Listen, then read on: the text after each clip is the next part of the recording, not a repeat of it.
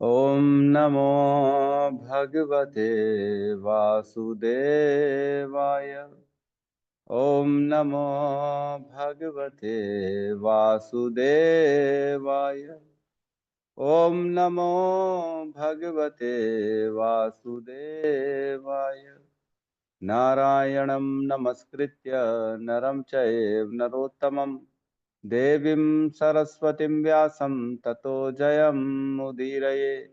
श्रवणतां स्वकथः कृष्ण पुण्यश्रवण कीर्तनः हृदयन्तस्थो हि अभद्राणि विदुनोति सुहृत् सताम्। नष्टप्रायेषु भद्रेषु नित्यं भागवत सेवया भगवती उत्तम श्लोके भक्तिर्भवति नैष्टिकी। कृष्णाय वासुदेवाय देवकी नंदनाय च नंदगोपकुमाराय गोविंदाय नमो नमः। जय श्री कृष्ण चैतन्य प्रभु नित्यानंद श्री अद्वैत गदाधर श्रीवासादि गौर भक्ता वृंद। हरे कृष्णा कृष्णा कृष्णा हरे हरे, हरे राम राम राम हरे हरे। हरे कृष्णा कृष्णा कृष्णा हरे हरे, हरे राम राम राम हरे हरे। हरे कृष्णा कृष्णा कृष्णा हरे हरे, हरे राम राम राम हरे हरे।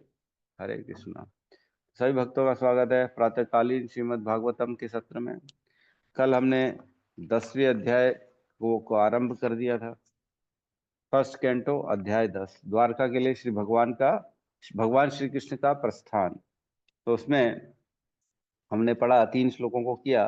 पहले श्लोक में शौनक ऋषि पूछते हैं जो है सूत गोस्वामी से, कि जो पूछते हैं जो महाराज युधिष्ठिर की वैध पृथक संपत्ति को छीनना चाहते थे, उन शत्रुओं का वध करने के पश्चात महानतम धर्मात्मा युधिष्ठिर ने अपने भाइयों की सहायता से अपनी प्रजा पर किस प्रकार शासन चलाया। निश्चित ही वे अपने साम्राज्य का उपभोग मुक्त होकर निरंकुश चेतना से नहीं कर सके, है ना। तो प्रश्न पूछा था कि वो तो धर्मात्मा थे, वो तो स्वयं धर्म के राजा थे, तो ऐसे व्यक्ति से राज्य कैसे चल गया, है कि नहीं। राज्य चलाना में सारे गुण होने चाहिए एक राजा के अंदर, क्षत्रिय का भी गुण, धर्म का भी, नीति का भी, अर्थ का भी, ताकि पैसे भी इकट्ठे हो सके।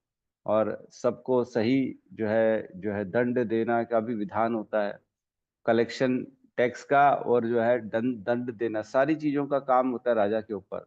तो वो जब इतने बड़े वैरागी थे, धर्मराज थे, वो कभी झूठ नहीं बोलते थे और हमेशा धर्म का साथ देते थे। जैसे हमने कल भी चर्चा करी कि उनको मालूम था कि मैं जुए में खेलूंगा और मुझे हारना है, और 14 साल का वनवास पहले से ही बता दिया था कि जो जीतेगा वो रहेगा, और जो जो हारेगा वो सीधा 14 साल का वनवास और 1 साल का अज्ञातवास।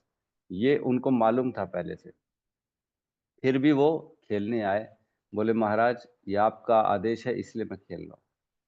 तो कोई अगर समझदार होता तो हमारे जैसा होता तो बोलता है नहीं रे, पागल है क्या, दिमाग दिमाग खराब है क्या, क्या खेल रहा वो उसके साइड शकुनी खेलेगा, मालूम तो है हारना है, तो फिर क्यों खेलना। तो इस प्रकार जो है भीष्म पितामह युधिष्ठिर जो है, उनको पहले से मालूम था, धर्मात्मा थे, तो वो कैसे राज्य का शासन कर सके, इस बात पे चर्चा हुई। फिर सेकंड श्लोक में कहते हैं, श्रील सूत गोस्वामी ने आंसर दिया, फिर उनके जवाब दिए। विश्व के पालन करता भगवान श्री कृष्ण महाराज युधिष्ठिर को उनके साम्राज्य में पुनः स्थापित करके एवं बांस से लगने वाली दावा अग्नि की तरह क्रोध की अग्नि से विनष्ट हुए कुरुवंश को पुनरुज्जीवित करके अत्यंत प्रसन्न हुए। तो बेसिकली ये शुरू के दो, मतलब श्लोक नंबर 2 और 3, इनमें वर्णन है कि युधिष्ठिर राजा कैसे बने और क्यों बने, है ना। और उसके बाद जो है 4, 5, 6, 3 श्लोकों में ये वर्णन है कि वो राज्य किस प्रकार चला पाए, किस प्रकार वो राज्य में सब समृद्धियां ही समृद्धियां थी, क्योंकि राजा युधिष्ठिर बन चुके थे, है ना। राज्य का हालत बताया आगे के श्लोकों में, और 2 और 3 में बताया कि राजा क्यों बने। तो दूसरे में बताया कि कृष्ण की प्रसन्नता के लिए वो राजा बने, अपनी प्रसन्नता नहीं थी उनको भोगने की, ऐसा नहीं था कि उनको राजा बनना था इसलिए बने, ऐसा नहीं, वो कृष्ण की प्रसन्नता के लिए राजा बने। और क्योंकि मालूम है जो होता है कृष्ण की इच्छा से होता है, इसलिए अब वो पुराने अपने जो संताप है, जो पुराने दुख है, शोक है, उनको भूल के आगे बढ़े। और जिस प्रकार बांस में रगड़ने से आग लग जाती, उसी प्रकार जो है कुरुवंश में आपसी की रगड़ से, आपसी में भाइयों के बैर के कारण पूरा कुरुवंश खत्म हो गया। लेकिन एक जो आगे का वंश है परीक्षित महाराज का, उसको भगवान ने बचाया। और इस प्रकार भगवान को मालूम था। क्यों बचाया? क्योंकि भगवान को तो मालूम था ना परीक्षित कैसा राजा बनेगा, क्या होने वाला है परीक्षित के राज्य में।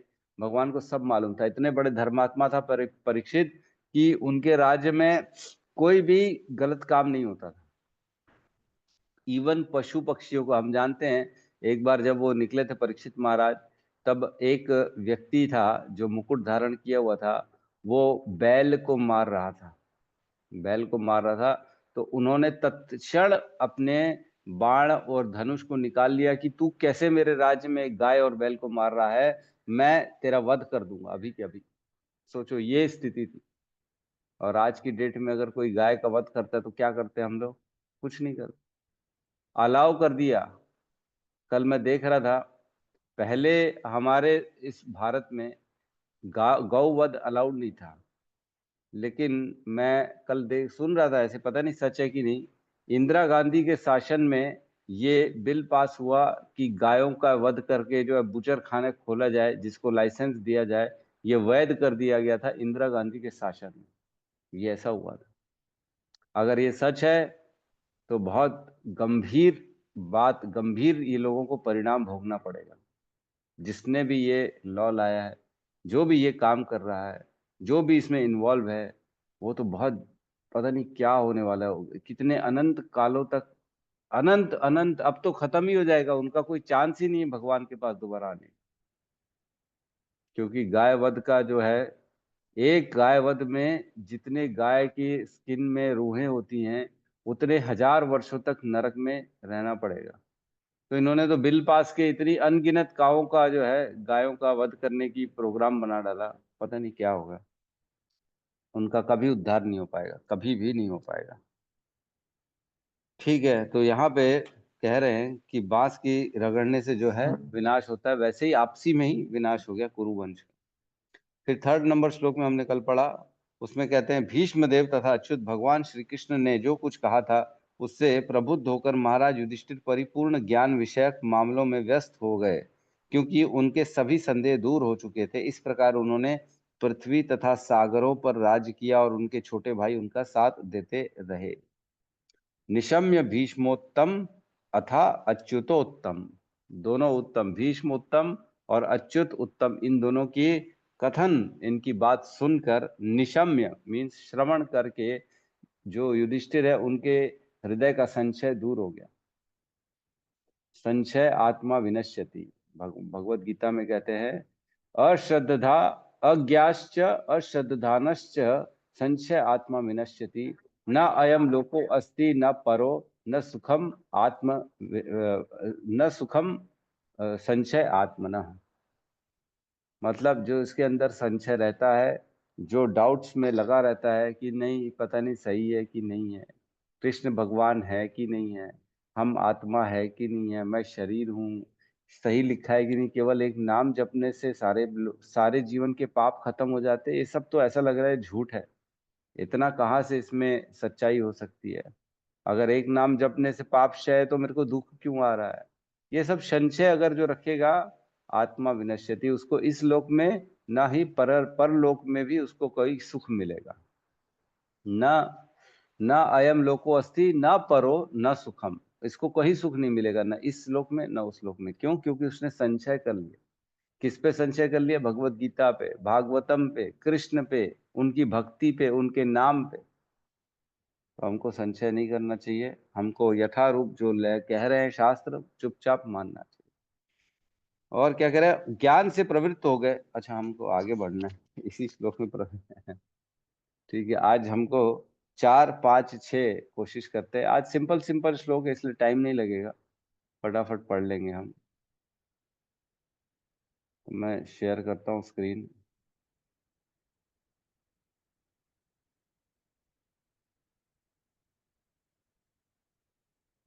4 नंबर श्लोक। क्लियर है? जी प्रभु जी। तो 4 नंबर श्लोक साथ में दोहराएंगे। कामं ववर्षः पर्जन्यः कामं वर्षा पर्जन्यः पर्जन्यः सर्वकामदुघामहि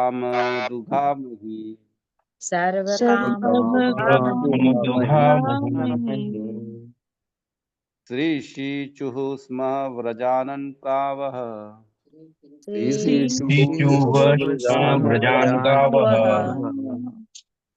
पयसोधस्वतीर्मुदा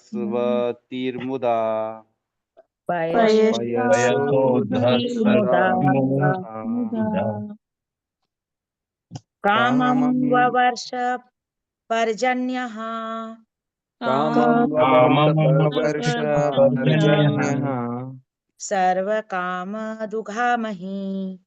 सर्वकामदुघामहि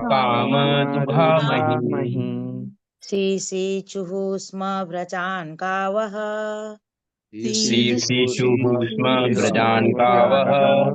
पयसोधस्वतीर्मुदा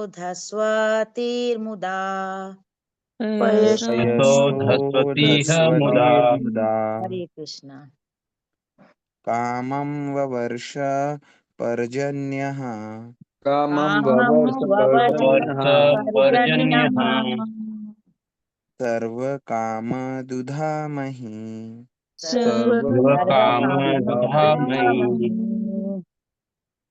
शीशुः स्म वजान् गावः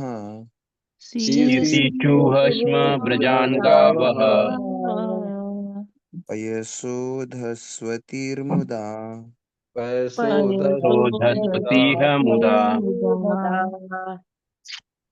कामं ववर्ष पर्जन्यः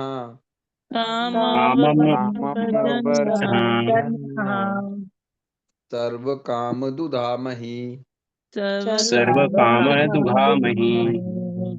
ससेचु स्म व्रजान् गावः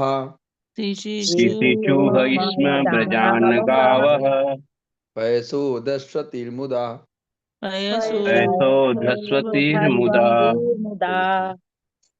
अनुवाद। महाराज युधिष्ठिर के राज्य में बादल लोगों की आवश्यकता अनुसार पानी बरसाते थे और पृथ्वी मनुष्यों की समस्त आवश्यकताओं को प्रचुर मात्रा में उत्पन्न करती थी। दूध से भरे थनों वाली तथा प्रसन्न चित्त वाली गायें अपने दूध से चारागाह को सिक्त करती रहती थी। ओम अज्ञानतिमिरन्धस्य ज्ञानाञ्जनशलाकया चक्षुरुन्मिलितं येन तस्मै श्रीगुरुवे नमः। श्री चैतन्य मनोभीष्टं स्थापितं येन भूतले स्वयं रूपः कदा मह्यं ददाति स्वपदान्तिकं।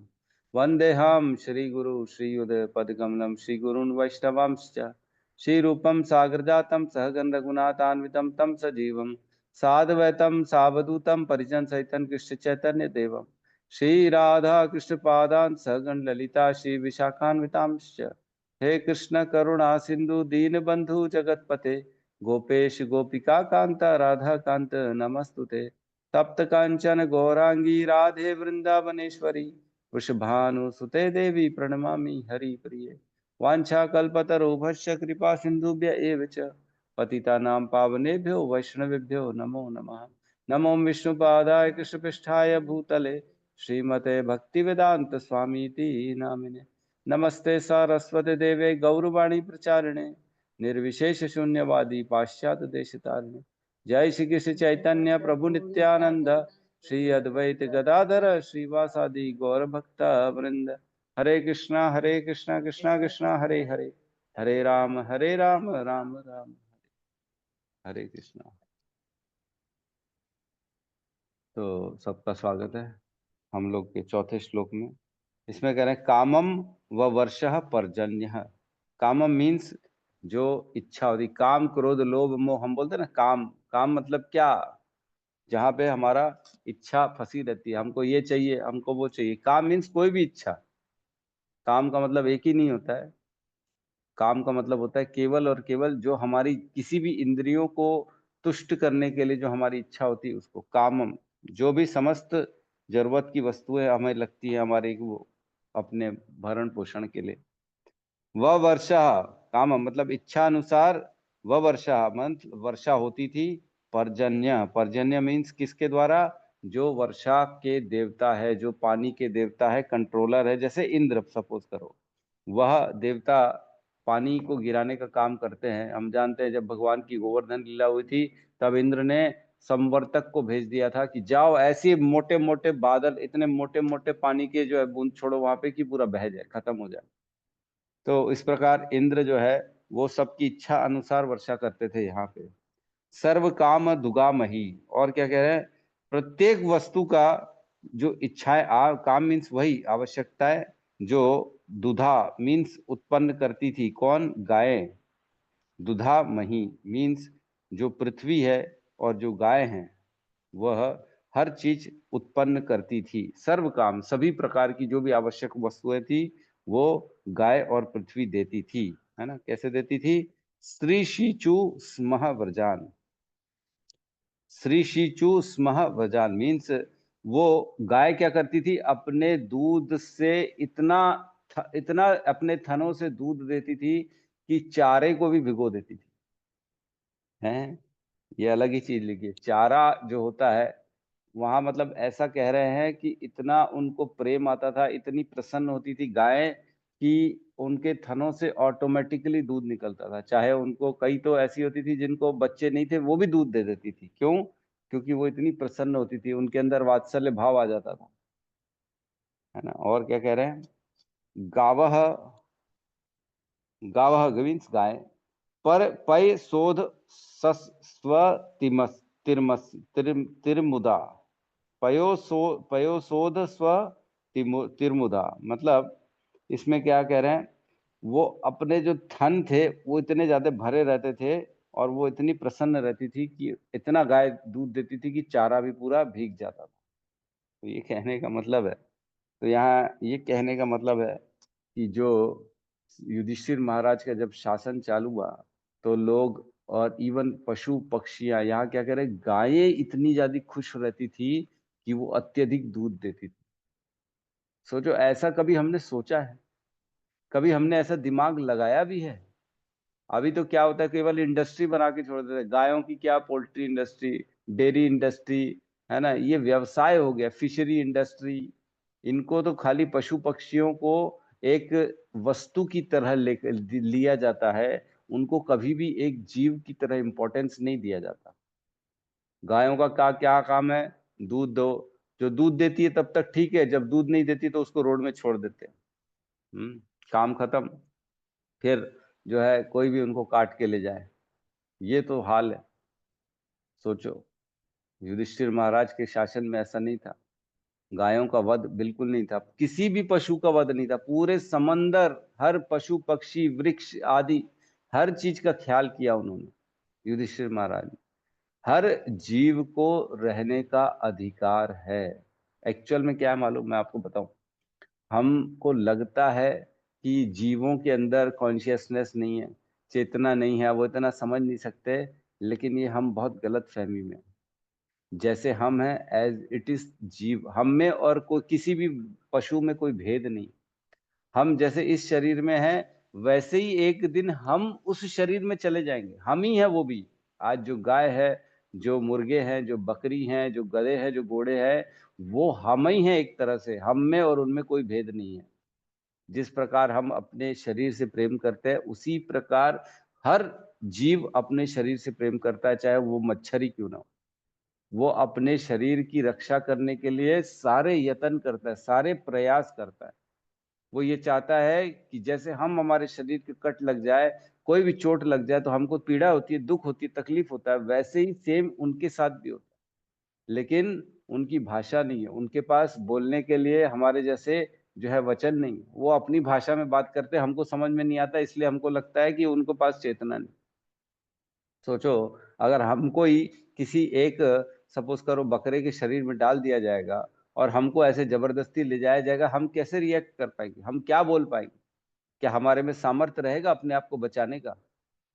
फैक्ट्रियों में डाल डाल के गायों को काटा जा रहा है, मशीनों से काटा जा रहा है। सोचो, फास्ट किया जा रहा है पशु वध को, इतना तेजी से पशु वध किया जा रहा है कि कहना ही बेकार, कहना ही क्या है।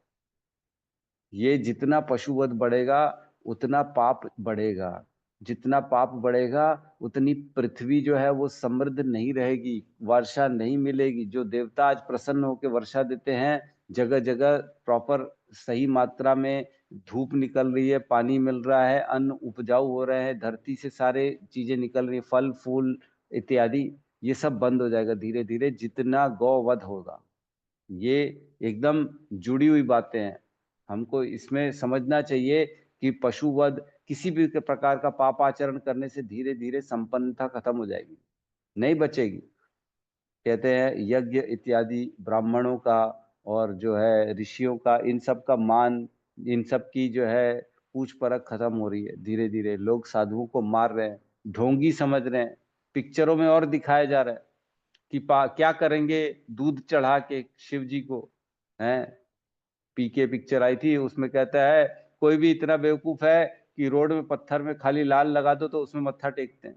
तो क्या कर रहे हैं, कहने का मतलब है वो लोग ये बताना चाहते हैं कि भगवान में आस्था मत रखो, ये मत सोचो कहीं पे भी भगवान है, ये मत सोचो। तो क्या पत्थर में भगवान नहीं है कि नहीं है? कहीं पे भी देखोगे तो हमें भगवान का स्मरण करना है। भगवत गीता ये सिखाती है हमको। और ये लोग बेवकूफ हमको क्या सिखाते हैं कि कहीं पे भी देखो और वहां भगवान को मत मानो। हर कहीं भगवान नहीं है, उनके कहने का मतलब ये है। हमारी आस्था के साथ खेला जा रहा है बॉलीवुड, और आज की पिक्चरें जो है वो हमारे देवी देवताओं को नीचे दिखा रहे हैं। नारद मुनि जी को तो ऐसे दिखाते हैं जैसे एक दूसरे की चुगली करने वाला कोई व्यक्ति है। खाली उनका काम ही यही है, इधर की उधर करने की। नारद जी का हमने चरित्र सुना, पढ़ा। नारद जी जिसके ऊपर कृपा कर दे उसको भगवान की प्राप्ति हो जाती है। इतने शुद्ध भक्त है नारद जी, वो कभी भी किसी का भी अहित नहीं चाहते। ऐसे हैं नारद जी, तीनों लोकों में जा सकते वो बिना वीजा के, बिना रोक टोक के। है किसी में सामर्थ्य? इतना नहीं है। जिन्होंने पूरा जीवन केवल भगवान की भक्ति को दे दिया, जब जाते केवल भगवान के नाम, उनका, उनकी भक्ति, उनका प्रचार करते। ऐसे नारद जी के लिए उटपटांग सोचना भी गलत है, देखना तो दूर की बात है। और हम लोग सब खुशी खुशी टीवी में देखते रहते, वाह भाई वाह, मजे का मजाक कर रहे हैं ना, इसमें क्या है प्रभु जी, ये तो खाली मजाक चल रहा है। मजाक मजाक में क्या हमारे माता पिता को रोड में कोई ऐसा कुछ पहनाएगा, कुछ भी कर देगा तो हम अलाउ कर देंगे? कर दो, रोड में मजाक चल रहा है ना प्रभु जी, उसमें क्या है।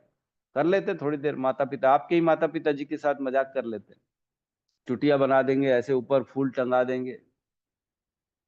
पहना दो अपने माता पिता को, अगर मजाक चल रहा है, मजाक करना है तो। नहीं, वो तो हमारे देवी देवताओं के साथ करेंगे और हम उसको प्रसन्नता से देखेंगे भी। है, वो जाएंगे, टिकट भी लेंगे 500 रुपए की, 400 रुपए की, और मजाक को देखेंगे भी और प्रचार भी करेंगे, हाँ हाँ बहुत बढ़िया पिक्चर है। बचना चाहिए ऐसी जगहों से। ये हमारे जो जो हमारा समाज है, जो हमारे सनातन धर्म है, इस पे धीरे धीरे ये लोग आघात कर रहे हैं और खत्म करते जा रहे हैं। तभी तो भगवत गीता भागवतम का ज्ञान खत्म हो गया, कहाँ है किसी के पास? किसी को ये तक नहीं मालूम भगवत गीता और भागवतम में अंतर क्या है, क्या एक ही है कि अलग अलग है, ये तक नहीं मालूम है लोगों को। तो क्या अपना धर्म समझेंगे?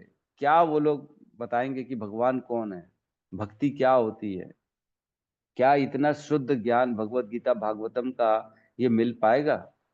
नहीं मिल पाएगा। ये स्कूलों में पढ़ाया जाएगा? नहीं पढ़ाया। तभी तो नहीं पढ़ाते स्कूल में, क्योंकि मालूम है जो पढ़ेगा तो वो हमको, हमारी बात मानेगा ही नहीं। ये बॉलीवुड हॉलीवुड किसी की बात मानेगा नहीं। वो अपने इतना सक्षम बन जाएगा, इतना उन्नति कर जाएगा, जो ये ज्ञान पाएगा वो किसी के नीचे काम करने लायक नहीं रहेगा। तभी तो हमारे बच्चों को ऐसा एजुकेशन दे रहे, सुबह से रात तक केवल पढ़ाया जा रहा है और कुछ करने लायक बनाया नहीं जा रहा। बेचारे को रेस में खाली डाल दिया जा रहा है कि ये याद करो, वो याद करो, दौड़ो बस खाली। तो बेचारों के पास समय नहीं है, नई चीज सीखने के लिए जगह नहीं है। इतना इतना पढ़ाई कराते, इतना पढ़ाई करते, बेचारों को कैसे हम ज्ञान दे भगवत गीता का, भागवतम का? कहने का मतलब ये है कि युधिष्ठिर महाराज के जो शासन था तब भूमि और गायों पर केंद्रित था। आर्थिक, लिखा है देखो तात्पर्य में पहली लाइन लिखा है, आर्थिक विकास का मूल सिद्धांत भूमि तथा गायों पर केंद्रित है। भगवान ने भगवत गीता के 18वें अध्याय के 44 नंबर श्लोक में कहा है कि वैश्य जो होता है, जो बिजनेसमैन होता है, उसका कर्म क्या होता है। उसमें लिखा है कृषि, गोरक्षा, वाणिज्यम, वैश्य कर्म स्वभावजम। तो वैश्य जो होता है उसका स्वाभाविक कर्म क्या है? सबसे पहला कृषि, एग्रीकल्चर, उसके बाद है गौ रक्षा, उसके बाद है वाणिज्य, उसके बाद खरीदी बिक्री करे वो और कुछ भी काम करे। तो इसके तात्पर्य में प्रभुपाद ने लिखा है, बहुत कुछ लिखा है कि जो है जो कल पुर्जों पे हम हमारा क्या हो गया अब केंद्र फैक्ट्रियों में, हमारा क्या केंद्र हो गया है? अलग अलग फैक्ट्री बन रही है, हर चीज की फैक्ट्री में काम हो रहा है और उससे हम सोच रहे हैं हमारा आर्थिक विकास होगा। तो ये बहुत गलत है। फैक्ट्रियों से कभी भी आर्थिक विकास नहीं किया जा सकता और फैक्ट्रियों से सिर्फ और सिर्फ नेगेटिव ही होगा। धीरे धीरे धीरे धीरे उपजाऊ कम हो जाएगी पृथ्वी, गायें कम दूध देने लगेंगी, अन्न कम निकलेगा और धीरे धीरे व्यक्ति डाउन ही होगा। दिखेगा जरूर कि हम समृद्ध कर रहे हैं, हम आगे बढ़ रहे हैं, लेकिन एक्चुअल में ऐसा नहीं होगा। तो इसमें पशु रक्षा के लिए तात्पर्य में कहा गया, मैं थोड़ा सा पढ़ रहा हूं, आप सुनिएगा। उसमें कह रहे हैं, महाराज युधिष्ठिर के पौत्र महाराज परीक्षित ने अपने विशाल राज्य के का दौरा करते हुए देखा था कि एक काला व्यक्ति गाय का वध करने का प्रयास कर रहा था। राजा ने तुरंत उस पशु वधक को बंदी बना के उसे पर्याप्त मात्रा में दंडित किया। क्या राजा या शासन अध्यक्ष को इन बेचारे पशुओं की रक्षा नहीं करनी चाहिए जो अपनी रक्षा स्वयं करने में असक्षम हैं? क्या यह मानवता है? क्या देश के पशु देशवासी नहीं हैं? तो फिर संगठित पशु वध केंद्रों में उनका वध किए जाने की अनुमति क्यों दी जाती है? क्या ये समानता, बंधुत्व तथा अहिंसा के लक्षण हैं? कितना सुंदर लिखा है प्रभुपाद ने कि क्या पशु उस कंट्री के व्यक्ति नहीं है, मतलब व्यक्ति तो नहीं, जीव नहीं है? क्या उनको रहने का अधिकार नहीं है? समानता के खिलाफ जा रहे हैं अगर हम पशु वध कर रहे हैं तो। ठीक है, तो यहाँ पे इसमें पशु वध के लिए बहुत बोला गया है। पशु वध हमको नहीं करना चाहिए और यथाशक्ति जो संभव हो सके पशु वध से हमको दूसरों को भी बचाना चाहिए, करना चाहिए प्रयास। जो कर सकते हैं, जो उस स्थिति में उनको प्रयास करना चाहिए कि ना हो, बिल्कुल ना। सबसे बड़ी तकलीफ तो यह है कि हिंदू बोलते हैं लोग अपने आप को और वही हिंदू नॉनवेज खाता है, नॉनवेज खा रहा है, खुद ही पशु वध करके, जिसकी चेतना केवल जीवा में फंसी हुई है कि मैं ये खाऊंगा तो मेरे को जो है सुख मिलेगा, आनंद मिलेगा। किसी का वध करके, किसी की जान छीन के मैं एक टाइम का अपना पेट भर लूंगा, ये किस तरह का विचार है? कितनी गंदा विचार है कि किसी का वध करके हम केवल एक टाइम का खाना खा रहे हैं। असुर में और हम में अंतर क्या है? कोई अंतर नहीं है। अगर हम ऐसा कर रहे हैं तो हम असुरों से भी गए हुए।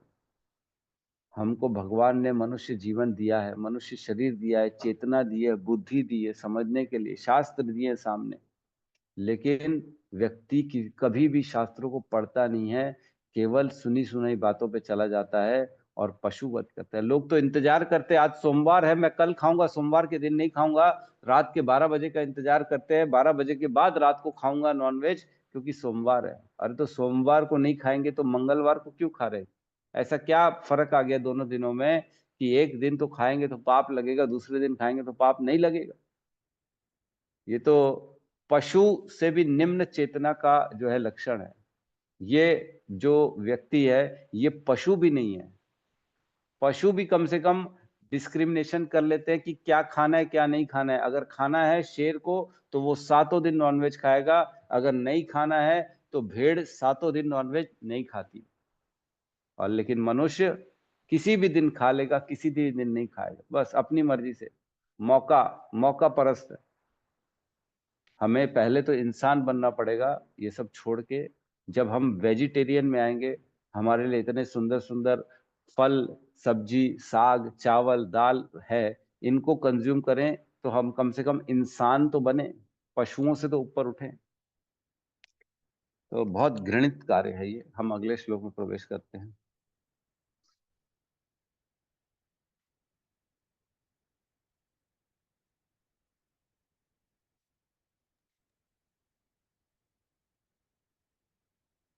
पांच नंबर श्लोक।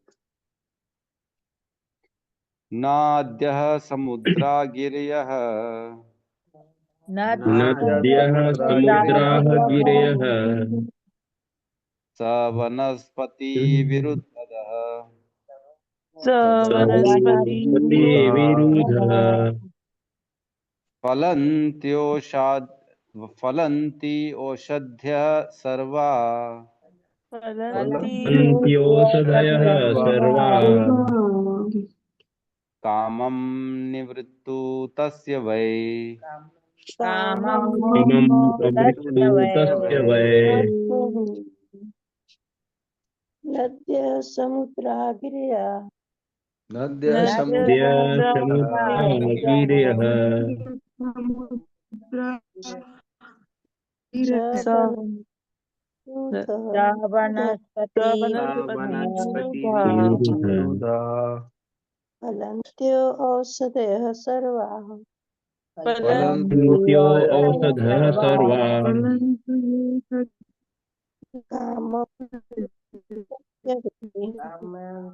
अमम् अन्वृत्तु तस्मै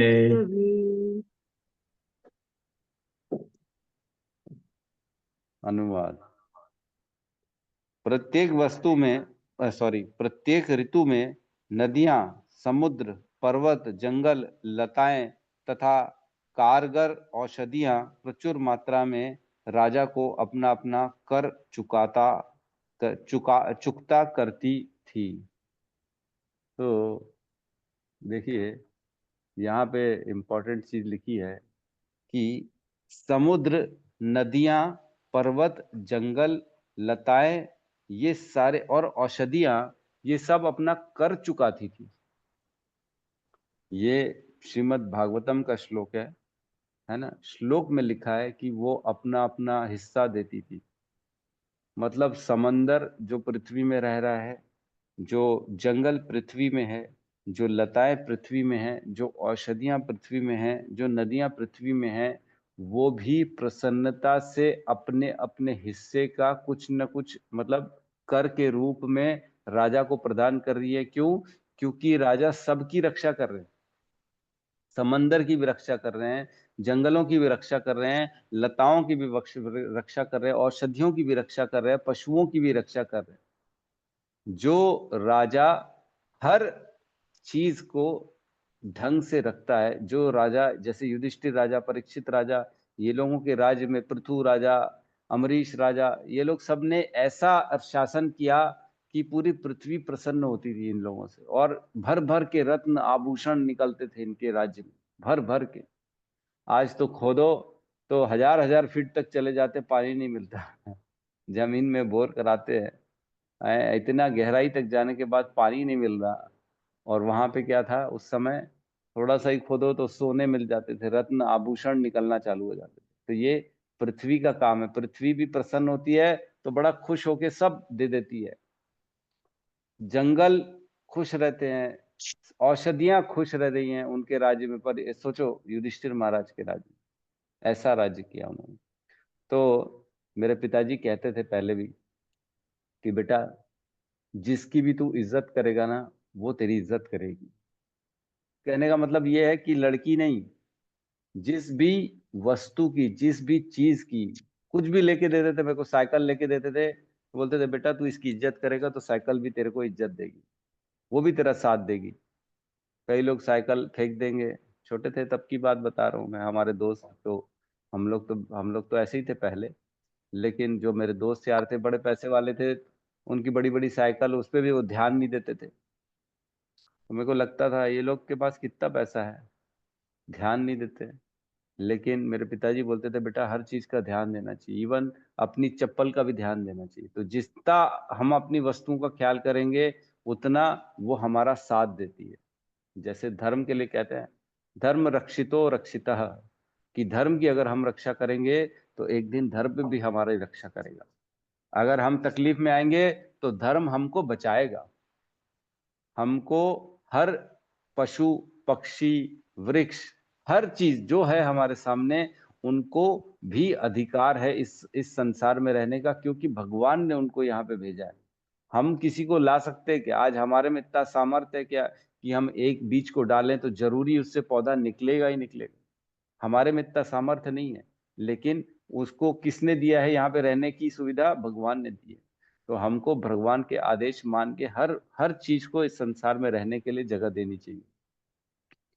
तो अपना नहीं चलाना चाहिए कि नहीं नहीं हम ही हैं यहाँ पे और तो कोई नहीं है ना। तो इसमें एक तात्पर्य में लिखा है, मैं पढ़ के सुना रहा हूँ। श्री भगवान का नियंत्रण सर्वत्र है, और यदि श्री भगवान प्रसन्न हो जाए तो प्रकृति का कोना कोना पुलकित हो जाए।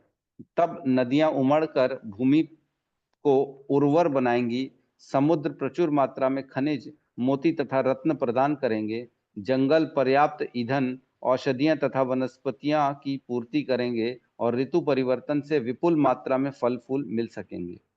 फैक्ट्रियों तथा औजारों पर आश्रित रहकर जीने की कृत्रिम शैली से कुछ ही व्यक्तियों को तथा कथित सुख प्राप्त हो सकेगा, और वह भी लाखों मनुष्यों का सुख छीन कर, है ना। जितना फैक्ट्री और जो ये सब औजारों पर आश्रित रहेंगे तो लाखों मनुष्यों के जीवन से सुख चला जाएगा। क्योंकि जन समूह की शक्ति औद्योगिक उत्पादन में लगी है, अतएव प्रकृति पदार्थों में गतिरोध आ रहा है और जन समूह दुखी है। ठीक से शिक्षा पाए बिना अधिकांश लोग प्राकृतिक संसाधनों का दोहन करके अपना अपना स्वार्थ साध रहे हैं। अतः व्यक्ति व्यक्ति तथा राष्ट्र राष्ट्र के बीच कड़ी स्पर्धा चल रही है। श्री भगवान के प्रशिक्षित दूत का कोई नियंत्रण नहीं है। हमें यहीं पर तुलना करके आधुनिक सभ्यता के दोष पर विचार करना चाहिए, और मनुष्यों को शुद्ध करने तथा काल दोष से मिटाने हेतु महाराज युधिष्ठिर के पद चिन्हों पर चलना चाहिए। फैक्ट्रियों पे ज्यादा आर्टिफिशियल चीजों पे निर्भर नहीं रहना चाहिए। देख रहे हैं आज इतना आर्टिफिशियल कर दिए, दूध डुप्लीकेट आ रहा है, पनीर डुप्लीकेट आ रहा है, लौकी डुप्लीकेट आ रही, सब्जी फल डुप्लीकेट आ रहा है। इतना धीरे धीरे देखो बढ़ता जाएगा ना। पहले जो है कुछ ही चीजें फैक्ट्री में बनती थी, अब तो हर चीज फैक्ट्री में बन गई, हर चीज डुप्लीकेट आर्टिफिशियल है। धीरे धीरे इसीलिए तो आयु कम होगी ना। आयु कहते हैं ना कलयुग में कम कैसे कम होगी, ऐसे ही तो कम होगी। बचेगा ही नहीं, शुद्ध आहार मिलेगा ही नहीं, दूध तक शुद्ध नहीं मिल रहा लोगों को, तो कहाँ से जो है आयु बढ़ेगी? आयु तो घटेगी, धीरे धीरे और घटेगी। जितना कहते हैं कलयुग में पहले लोगों के घर में जो है रसोई होती थी, और जो शौचालय बाहर जाते थे जंगलों में दूर करने। और अब क्या हो गया है, शौचालय कमरे से एकदम चिपक के आ गया है, और रसोई घर है ही नहीं, वो अब बाहर चला गया, होटल होटल में जाते हैं लोग खाना खाने। उल्टा हो गया। तो आयु कम होगी कि नहीं होगी? जितना हम अपनी सभ्यता से दूर होते जाएंगे, उतना कहीं ना कहीं हमारे को विपरीत उसका असर पड़ेगा, और हमारे को उसका चुकाना ही पड़ेगा। इवन वाटर ऑल्सो, यस, माता जी कह रही पानी भी। पानी कहते हैं जब राम राज था, अयोध्या था, तो जो पानी बहता पानी था ना, वो इतना शुद्ध था कि उसको पीने लायक था। वो पानी जो नदियों में बहता वो पानी था, इतना शुद्ध था कि लोग उसको डायरेक्ट पी सकते थे, इतना शुद्ध पानी था। अभी कल परसों ही मैं न्यूज में एक देख रहा था कि जो बॉटल में मिनरल वाटर आ रहे हैं ना, वो इतना खतरनाक है कि उसको पीना मतलब जहर पीना है। नहीं, ओरिजिनल भी हो तो भी पानी जो पैक्ड बॉटल्स में आ रहा है वो बहुत खतरनाक है। वो बहुत ज्यादा बीमारी प्रदान करने वाला है। हमको पता नहीं पड़ रहा, लेकिन धीरे धीरे लॉन्ग टर्म में ये चीजें आ रही हैं, ये सब आ रही हैं सामने। ठीक है, तो हम अगले श्लोक को फटाफट ले लेते हैं।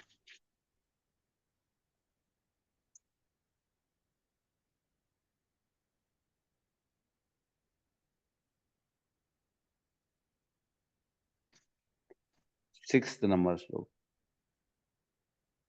नाधयो व्याधयः क्लेशा नाधयो व्याधयः देवभूतात्म हेतवः दैवभूतात्महेतवः अजात शत्रा भवनहम् अजातशत्रुभ्रमणः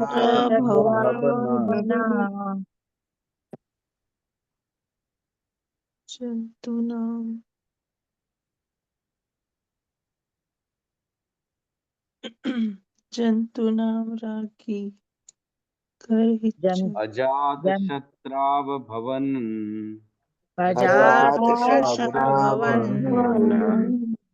जंतूनाम राज्ञी कर्हिचित जंतूनां नाधयो व्याधयः क्लेशा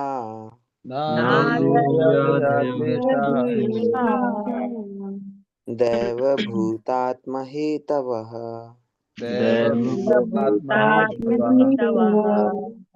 अजातशत्राव भवना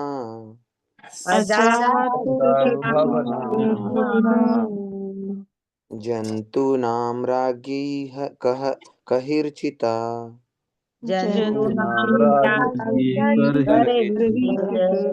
परहिचित नाधयो व्याधया क्लेशा व्याधयः क्लेशा दैवभूतात्महेतवा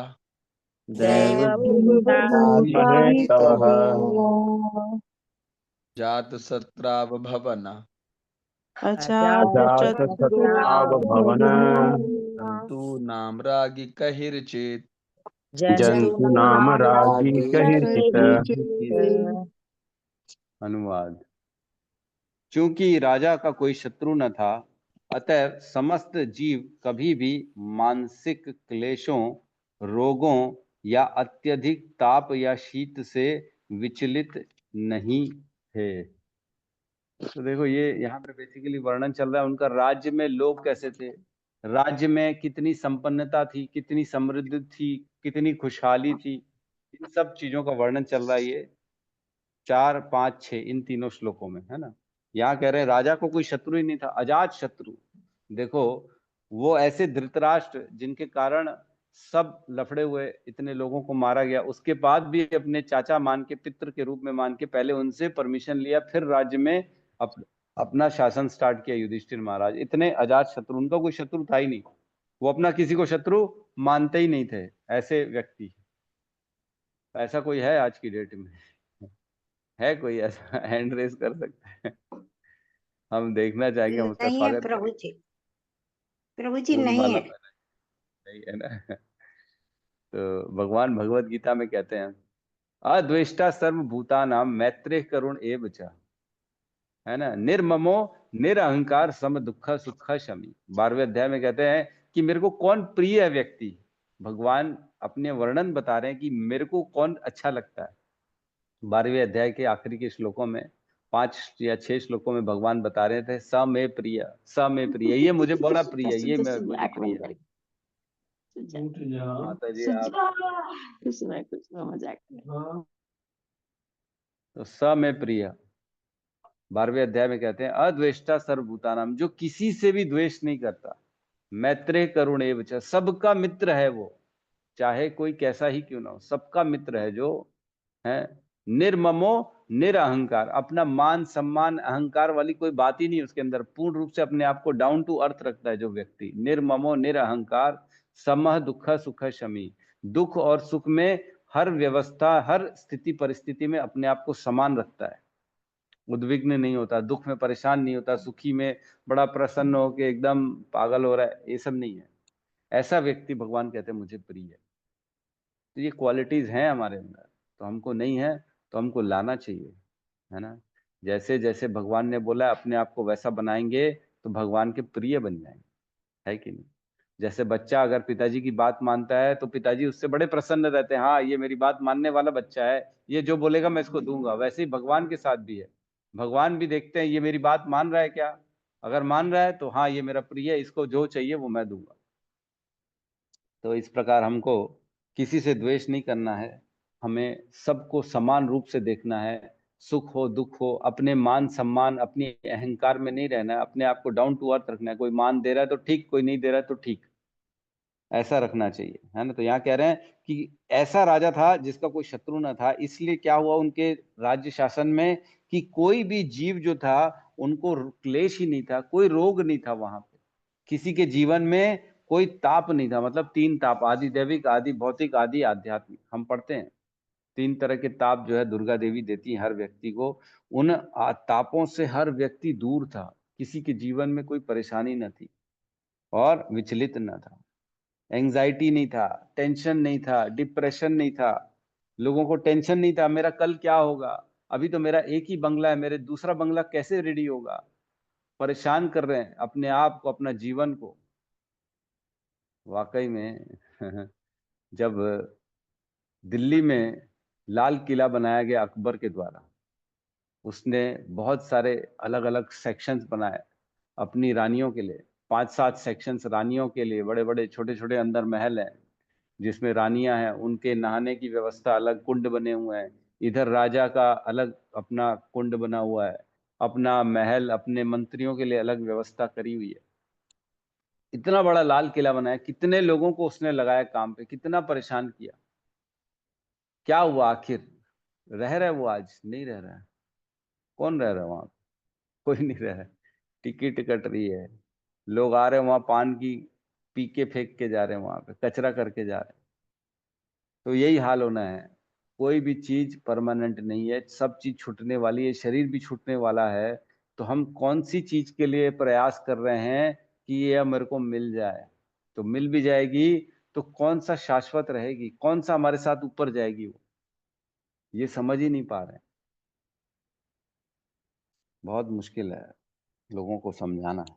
ठीक है, तो इस प्रकार वो तीनों तापों से उनकी पूरी प्रजा परे थी, सब खुश थे, बढ़िया प्रसन्न चित्त रहते थे, किसी में कोई द्वेष नहीं था, किसी में रोग नहीं था, और शासन बहुत अच्छा चल रहा था युधिष्ठिर महाराज का। ठीक है, तो यहाँ पे किसी का कोई प्रश्न है तो हम ले सकते हैं।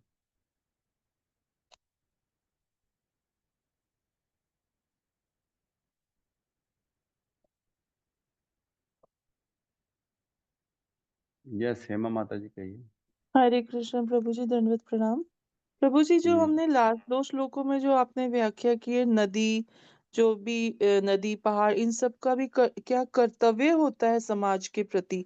जैसे हमारे ऋण होते हैं, पितृ ऋण, और सारे जो समाज के प्रति हमारी योगदान होना चाहिए। तो ऐसे ही ये जो इनमें जो भी आत्मा होती है, उनका भी क्या ऋण होता है हमारे लिए? जो उन्होंने देखो एक लिखा चीज, कि राजा के लिए सेवा हाँ, प्रदान की, तो उन्होंने अपने को मुक्त की। इसमें एक चीज समझने की है।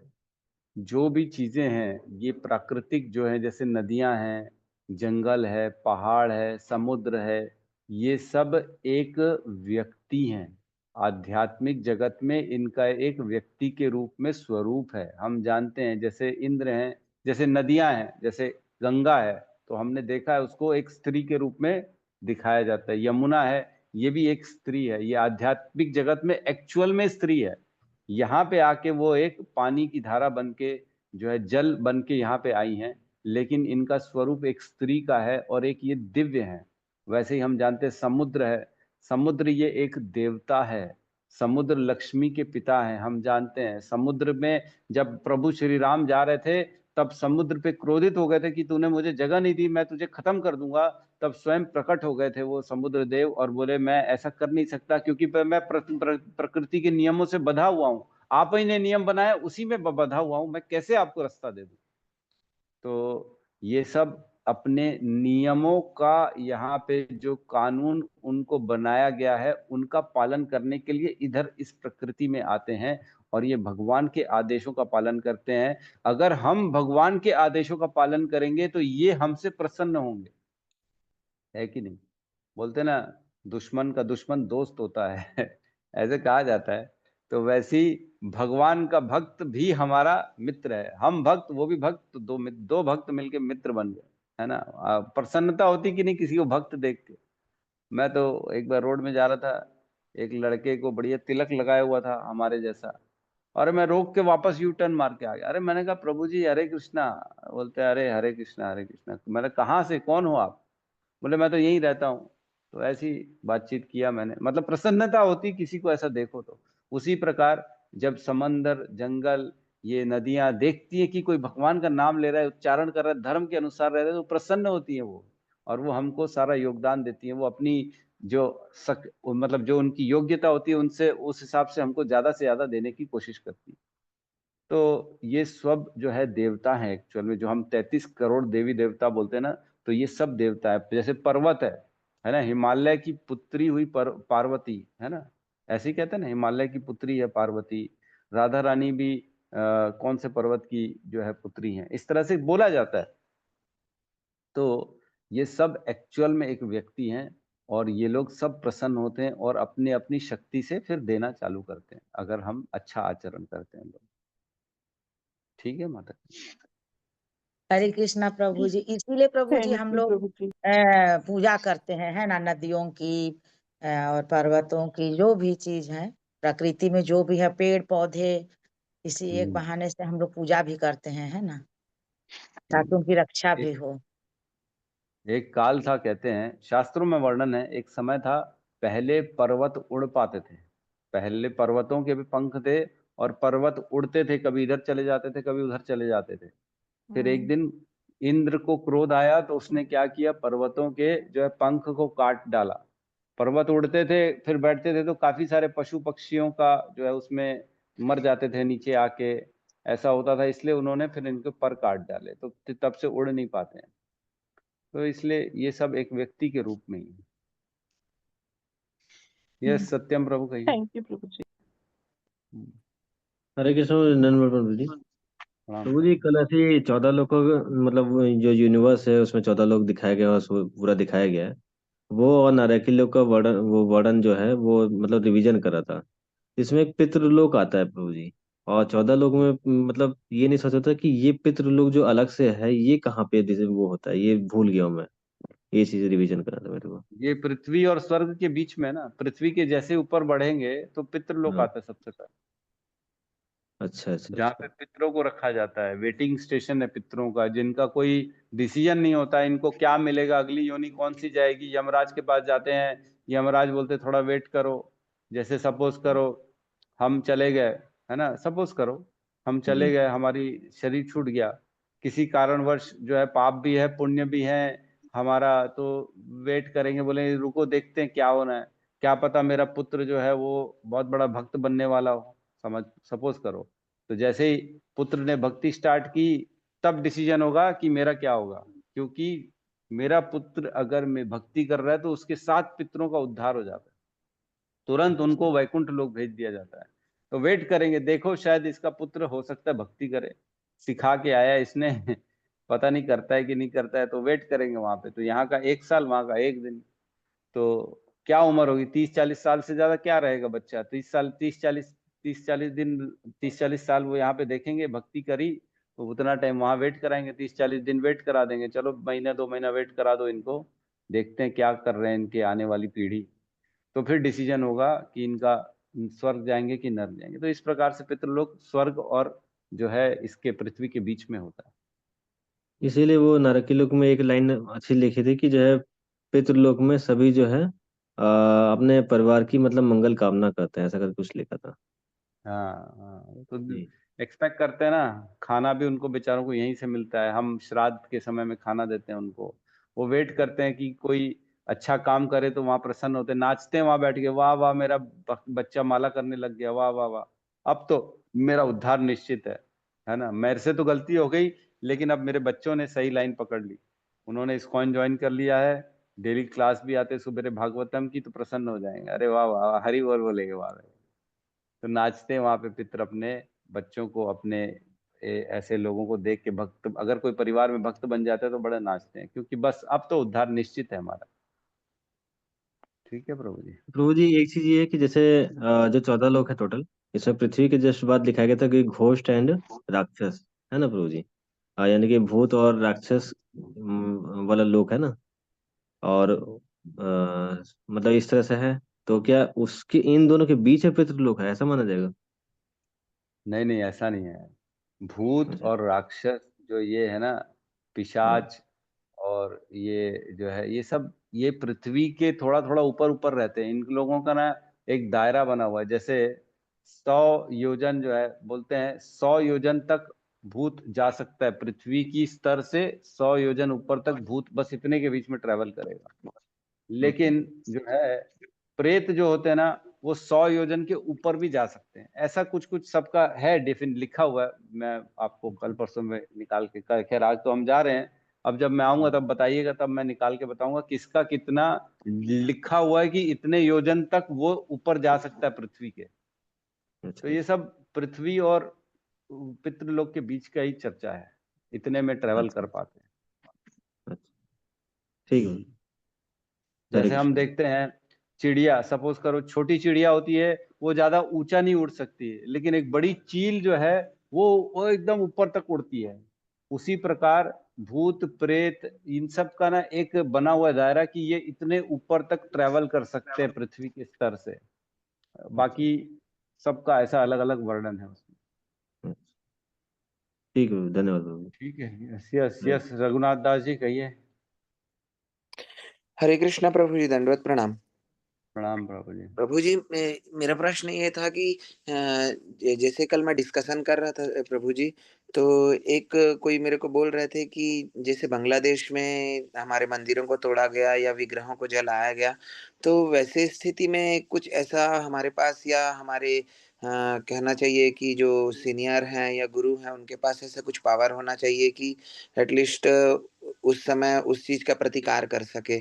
तो प्रभु जी, ऐसा उनको मैं जवाब नहीं दे पाया बराबर। मैंने बस यही बोला कि भगवान ने मतलब श्रीमद् भागवतम में जो जो चीजें पहले लिखी हुई थी कि जैसे हम मनुष्यों की हाइट इतनी होगी और उम्र इतना होगा, तो वो होता जा रहा है। तो उसी तरह से इसका भी वर्णन है कि कभी मतलब धर्म कभी नाश हो जाएगा, फिर भगवान कल्कि आएंगे। तो ये सब कंटिन्यूअसली वाला प्रोसेस है। तो प्रभु जी, उनको कैसे जवाब दिया जाए?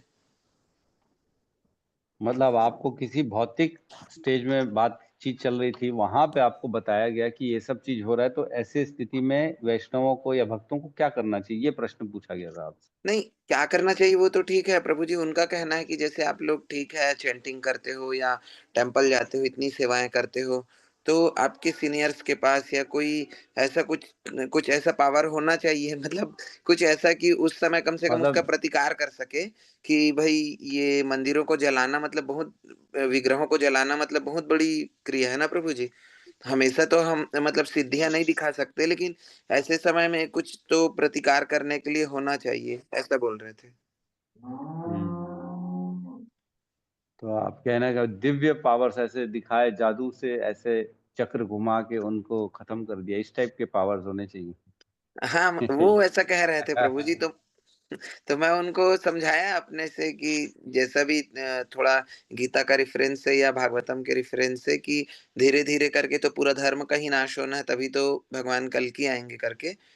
तो और ज्यादा कुछ नहीं बता पाया प्रभु जी, मैं उनको नहीं रिप्लाई दे पाया। हाँ, वो एक बात बताओ, उनकी बुद्धि है ही कितनी, वो ये सब चीजें बोल रहे हैं, ठीक है, अपने लेवल पे बोल रहे हैं। कहने का मतलब ये नहीं है, आज भगवान भी जो है ना, देखो शिव जी भी चुप रहे जब सती ने अपने आप को जो है आग में जला लिया, भस्म कर लिया, है ना। उन्होंने कभी भी प्रकृति के नियमों बीच में आके उन्होंने रोका नहीं, चाहते तो रोक सकते थे। शिव जी भी त्रिकालदर्शी है ना, आगे पीछे के देख सकते हैं शिव जी, उनको मालूम रहता है क्या होने वाला है भविष्य में। तो शिव जी ने भी अपने पत्नी के लिए रोका नहीं, क्यों? क्योंकि जो है सृष्टि के नियमों के नीचे सब बंधे हुए। ठीक है, उनको खराब लगा, रोए भी शिव जी, सती को लेके पूरे भ्रमण किए कि ये क्या हो गया, ये क्यों हो गया, मेरे को विरह हो रहा है अब सती का, मैं नहीं रह सकता सती के बिना। लेकिन वो प्रकृति की नियमों में बंधे हुए थे। उसी प्रकार जो होना वो होके रहेगा, ठीक है। हम जीव हैं छोटे से, तो हमको प्रतिकार थोड़ा सा, हम अपोजिशन जो कर सकते करना चाहिए। बाकी जो सीनियर हैं वो हमसे ज्यादा जानते हैं कि क्या करना चाहिए क्या नहीं करना चाहिए, हम तो उनसे कम ही जानते हैं ना। तो वो जो कर रहे हैं हम ये मान के चलते कि सही कर रहे हैं, और वो प्रतिकार हो भी रहा है, ऐसा नहीं कि नहीं हो रहा है। हर जगह लेटर्स जा रहे हैं हमारे जीबीसी से, हर जगह उनको रोकने की जो है, देखो भौतिक कार्यों में हमको अपने आध्यात्मिक जो जो शक्तियां हैं उनका उपयोग नहीं करना चाहिए, है ना। हमने पढ़ा है भागवतम में, भगवत गीता में, कि जो भी हमारे पास शक्तियां हैं, जो भी हमारे पास आध्यात्मिक भगवान की कृपा से जो पावर्स आते हैं, उनका उपयोग केवल भक्ति में करना है, न कि भौतिक चीजों को ठीक करने में करना है ना। अपने घर को ठीक कर ले, फिर तो बोलेंगे प्रभु जी एक मंदिर है उसमें भी लफड़ा कर रहे हैं लोग, आ रहे हैं आजू बाजू लोग परेशान कर रहे हैं, वहां पे भी जो है आप अपनी कृपा कर दो, चक्र घुमा दो, वहां पे भी एक दो चार लोगों का वध कर दो, तो वहां पे भी मंदिर ठीक रहेगा। तो ये सब में मेरे को नहीं लगता, ये सब चीजों में हम अपने आप को आध्यात्मिक को इन्वॉल्व होना चाहिए। ठीक है, भौतिक का भौतिक स्तर से ही उसका रिएक्शन होना चाहिए, उसको मना करना चाहिए, प्रोटेस्ट करना चाहिए कि ठीक है इसको ना किया जाए।